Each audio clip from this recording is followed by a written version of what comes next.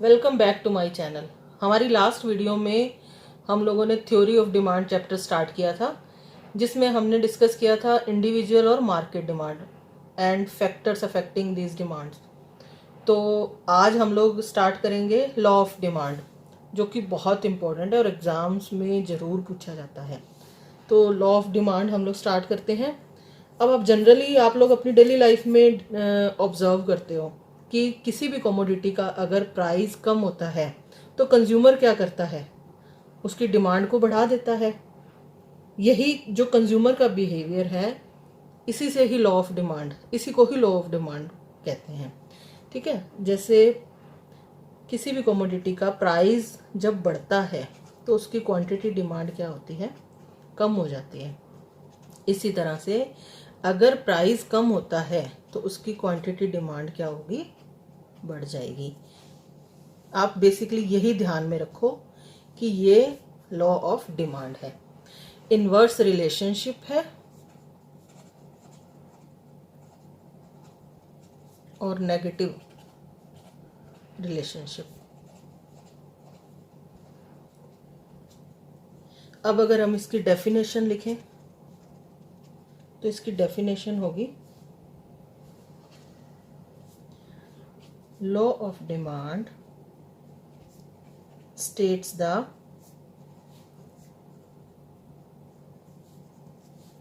inverse relationship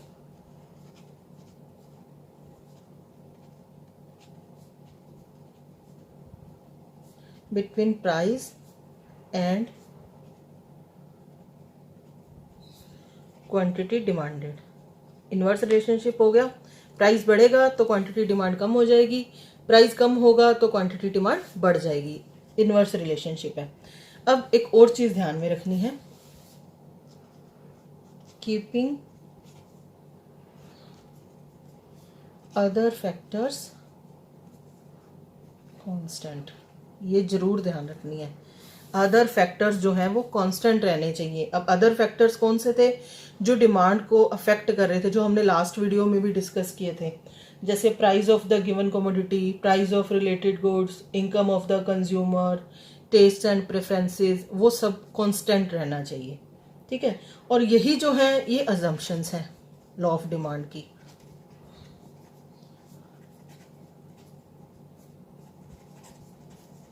जिसमें क्या होगा,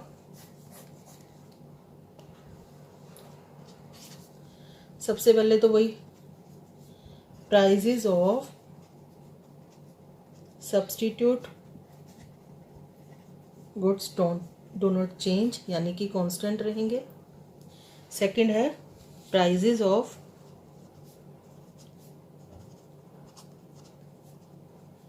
कॉम्प्लीमेंट्री गुड्स, ये हमने लास्ट वीडियो में डिस्कस किया था, रिमेन कांस्टेंट। ठीक है, सब्स्टिट्यूट गुड्स भी कांस्टेंट रहनी चाहिए प्राइजेस उनके, और कॉम्प्लीमेंट्री गुड्स के प्राइजेस भी कांस्टेंट रहनी चाहिए। इनकम भी कंज्यूमर की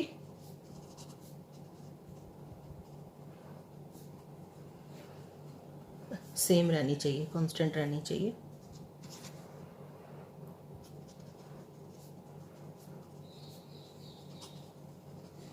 there is no expectation of change in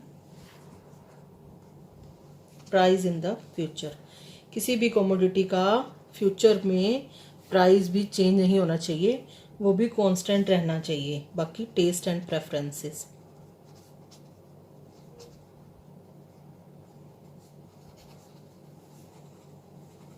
of the consumer remain the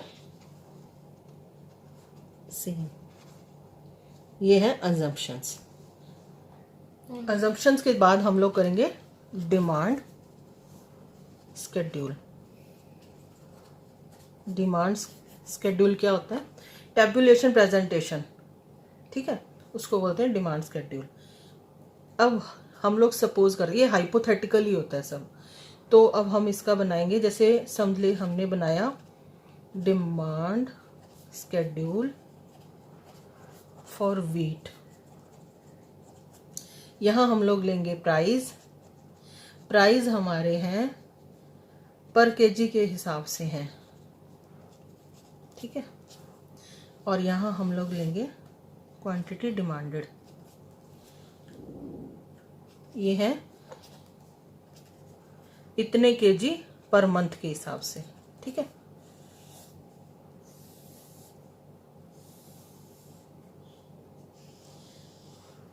अब प्राइस थे पर केजी, ठीक है, तो 20 रुपये पर केजी था, तब हम लोग क्या करते थे, 6 केजी लेते थे पर मंथ। उसके बाद जब प्राइस 20 से 30 रुपये हो गए, ठीक है, तब हमने क्या किया, 6 से घटाकर क्वांटिटी अपनी 5 केजी कर दी, क्योंकि हमने पहले भी डिस्कस किया था ना कि प्राइस और क्वांटिटी डिमांड में इनवर्स रिलेशनशिप होता है। जब 20 रुपीज प्राइस था पर केजी का वीट का, तब हम लोग 6 केजी पर मंथ परचेज कर रहे थे। जब प्राइस बढ़कर 20 से 30 रुपीज हो गया, तब हमने क्या किया, अपनी क्वांटिटी डिमांड को कम कर दिया, 6 से कम करके 5 कर दी हमने। अब जब हमारे प्राइजेस 30 से 40 हो गए, तब हमने हमारी क्वांटिटी और कम कर दी, तो हमारी क्वांटिटी डिमांड क्या होगी, 5 से कम होकर 4 पे आ गई। इसी तरह से जब प्राइजेस वीट के बढ़ गए, 40 से 50 रुपीज पर केजी हो गया, तब जो हम लोग पर मंथ कंज्यूम कर रहे थे 4 केजी लास्ट मंथ, तो इस मंथ हम क्या करेंगे, प्राइस बढ़े तो हमने हमारी क्वांटिटी क्या कर दी, और भी कम कर दी, हम 3 केजी पर आ गए। ये हमारा स्केड्यूल है। अब हम लोग करेंगे इसका ग्राफिकल रिप्रेजेंटेशन।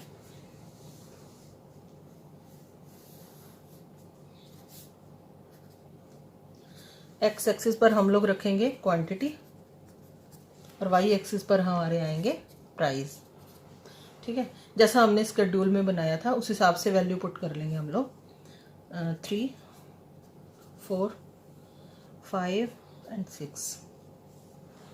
इधर थी 20, 30, 40, 50। ये फ्री हैंड कर्व होते हैं, इसमें कोई एग्जैक्ट का वो देखने का नहीं होता। तो 50 पे हमारा आप स्केड्यूल में देखिए, जब प्राइस 50 थे तो हम लोग 3 केजी क्वांटिटी की मांग कर रहे थे। 40 पे 4 केजी, 30 पे 5 केजी, और जब प्राइस कम होकर 20 हो गए तो हमारी क्वांटिटी डिमांड क्या हुई, बढ़ गई, 6 केजी पर आ गई क्वांटिटी। तो इनको ज्वाइन करने पर जो कर्व बनेगा ये है हमारा डिमांड कर्व, ठीक है। ये हमारे पॉइंट्स हैं A, B, C, F, क्योंकि DD तो हमारा ये डिमांड कर्व है ना, इनवर्स रिलेशनशिप।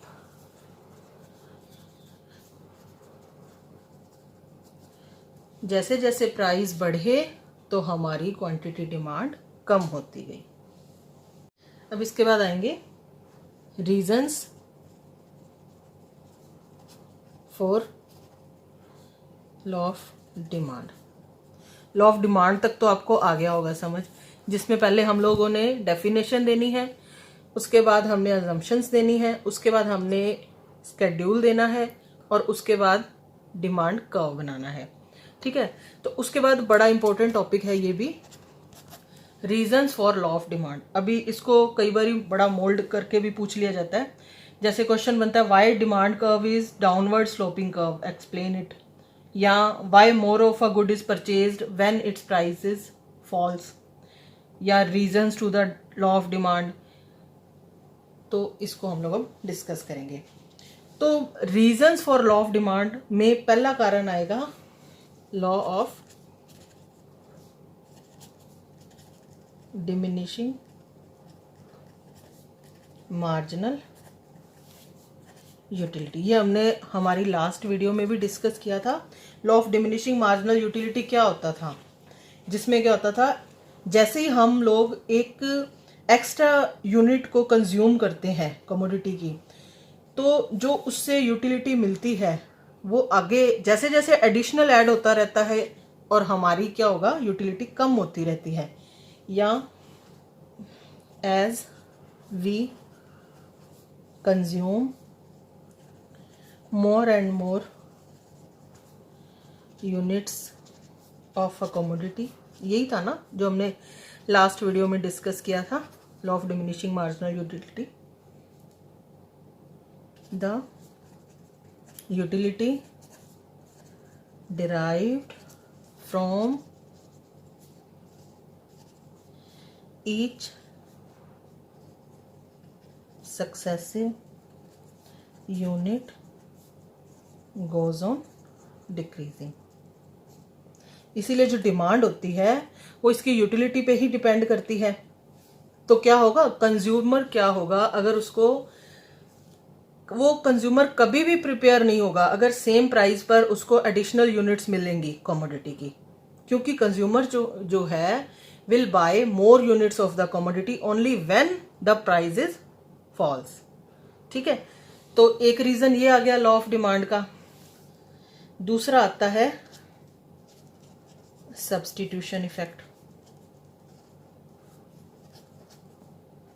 अब सब्स्टिट्यूशन इफेक्ट कौन सा होता है, जब हम एक कमोडिटी को दूसरी कमोडिटी से रिप्लेस कर देते हैं। ठीक है, अब जैसे वही पेप्सी और कोक लेंगे, पेप्सी के प्राइस ज़्यादा होंगे तो कोक की डिमांड बढ़ जाएगी। तो ये डिमांड भी जो है वो सब्स्टिट्यूट गुड पर डिपेंड करती है। तो ये भी एक रीज़न आ गया लॉ ऑफ डिमांड का।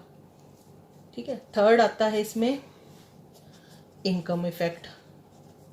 इनकम इफेक्ट में इसमें लेंगे real income. Real income means जब किसी कमोडिटी का प्राइस कम हुआ, जैसे एक पेन पहले 10 रुपए का था, आप लोग 2 पेन लेते थे, लेकिन जब 10 रुपीज से प्राइस कम होकर 8 रुपीज आ गए तो आपके पास एडिशनल 2 रुपीज बच गए ना, तो आप पेन की और यूनिट भी खरीद सकते हैं क्योंकि हमारी रियल इनकम बढ़ गई है। ठीक है, तो इसमें इनकम इफेक्ट भी आ गया, उस वजह से भी डिमांड पर फर्क पड़ेगा हमारे। फोर्थ आता है एडिशनल कस्टमर, एडिशनल कस्टमर्स। इसमें क्या होता है कि कई बार क्या होता है कि किसी कमोडिटी का प्राइस गिर जाता है तो कई कंज्यूमर नए भी ऐड हो जाते हैं, क्योंकि कई बार कस्टमर इस पोजीशन में नहीं होता कि वो महंगे दाम पर खरीद सके कमोडिटी को, लेकिन जैसे ही प्राइस कम हुए तो और भी कस्टमर ऐड हो जाते हैं, तो नेचुरली डिमांड भी बढ़ जाएगी। तो ये भी एक रीजन है लॉ ऑफ डिमांड का। फिफ्थ पॉइंट है डिफरेंट यूजेस। तो इसमें क्या होगा, हम लोग मिल्क का एग्जांपल लेते हैं। जैसे मिल्क के कई यूजेस हैं, जैसे बटर, स्वीट्स, कर्ड, चीज, ये सब बनाने में मिल्क यूज होता है। अगर मिल्क का प्राइस कम है तो उसके जो डिफरेंट यूजेस हम लोग कर रहे हैं तो उसकी डिमांड बढ़ा देंगे, जैसे कर्ड, स्वीट, चीज, इन सब की डिमांड भी बढ़ जाएगी। लेकिन अगर प्राइस बढ़ गया तो हम सिर्फ डायरेक्ट कंज्यूम करेंगे ड्रिंकिंग पर्पस के लिए। तो अब आता है exceptions to law of demand. ये भी बहुत इंपॉर्टेंट टॉपिक है, इसको मॉल्डेड फॉर्म में भी पूछा जाता है। जैसे why is there positive relationship between price and quantity demand, या why does demand curve slope upwards. तो इसका आंसर यही होगा, exceptions to law of demand. तो फर्स्ट एक्सेप्शन है इसकी गिफिन गुड्स। गिफिन गुड्स क्या होती हैं, जो लो क्वालिटी या इंफीरियर गुड्स होती हैं वो गिफिन गुड्स होती हैं। अगर इनका प्राइस कम होता है तो इसकी क्वांटिटी डिमांड भी कम हो जाएगी। अगर इसका प्राइस बढ़ता है तो इसकी क्वांटिटी डिमांड भी बढ़ जाएगी। इनमें होता है पॉजिटिव रिलेशनशिप। ठीक है, क्योंकि अगर इनका प्राइस कम होगा तो कंज्यूमर सोचते हैं कि अगर इसका प्राइस और भी कम हो गया पहले से तो इसकी क्वालिटी भी और पुअर हो जाएगी, लो लेवल की हो जाएगी, तो वो क्वांटिटी डिमांड भी कर लेगा। सिमिलरली अगर गिफिन गुड्स का प्राइस बढ़ जाएगा तो कंज्यूमर उसकी क्वांटिटी डिमांड भी बढ़ा देगा। सेकंड इसमें आता है स्टेटस सिंबल गुड्स, या जिसको बोलते हैं आर्टिकल ऑफ डिस्टिंक्शन।